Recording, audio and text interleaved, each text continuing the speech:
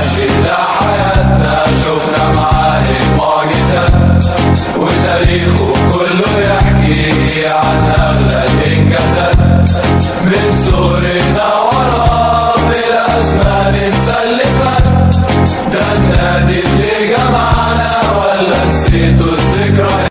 اهلا بكم في برنامج العالم، ما تنسوش الاشتراك ولايك وتفعلوا الجرس ليصلكم كل جديد. فيديو النهارده عن الهجاص رضا عبد العال. يعني ده اكتر واحد بيهجص على الناس كلها، بيضحك على الدهون، بيهجص على الدنيا كلها وبيضحك على الدهون، بيقول كلام اونطه في اونطه.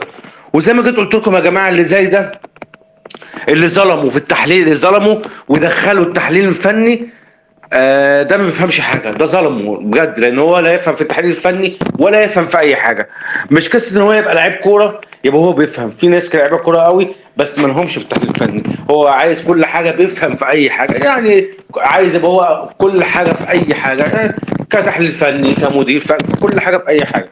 فهو طبعا اصلا بينافق وبيكذب وبيدلس، وهو بيكره وبيغل وبيحقد، والشر مالي قلبه تجاه النادي. النادي الاهلي عامل له عقده وجنان ورعب، وعامل له مشكله في دماغه، وبيتكلم على عامل له مشكله وعامل له رعب من ناحيه اللاعبين، وعامل له عقده من ناحيه المدربين. هو بيكره وبيغل تجاه النادي الاهلي. طبعا فيديوكم بجد والله العظيم عنوانه، الفيديو ده عنوانه الكذب والنفاق والتدليس في ابهى صوره، ومنها برضه فقره كوميديه، منها فقره كوميديه، فيديو كوميدي يعني. تعال شوف زي كده. اولا دي لعبه عاديه جدا واحتكاك عادي جدا وما فيهاش الهوا، احنا مش عايزين نجامل. يعني مش عارف اقول لك يا هجاص، يعني انت يا هجاص قلت الحق، يعني كلنا ضحكنا، حاجه كوميديا بجد. بقى الناس كلها في خبير تحكيم، خبير تحكيم اللي كان بيتكلم ده كان يعني بيفهم اكتر منك اكيد طبعا. في لعبه الناس كلها اتكلمت عليها، طبعا العالم كله اتكلم عليها وقال دي ضربه جزاء يعني واضحه، اللي هي اللعبه بتاعت مباراه الاهلي وفلومينس البرازيلي. طبعا كان في كاس العالم للانديه، اللعبه كانت في الدقيقه الثامنه بتاعت محمود عبد المنعم كهربا.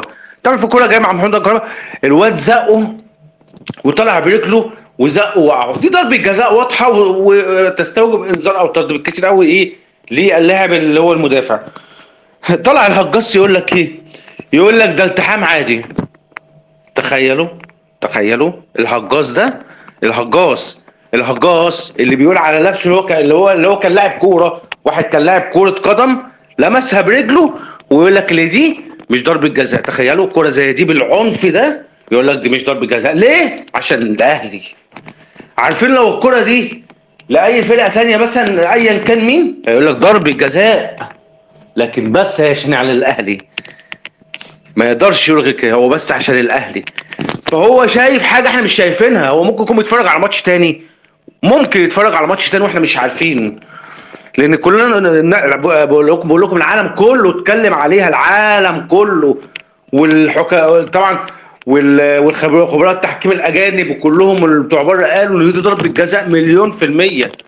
طلع الهجاص يقول لك دي التحام عادي، محسسني ان هو حكم مش فاهم انا يعني.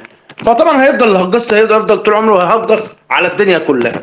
فطبعا اصلا الهجاص اصلا رضا عبد العال كاره للنادي الاهلي وحاقد على النادي الاهلي. رضا عبد العال اعرف حجمك قبل ما تتكلم عن النادي الاهلي. استنوا في حلقه بكره من برنامج العالمي. السلام عليكم.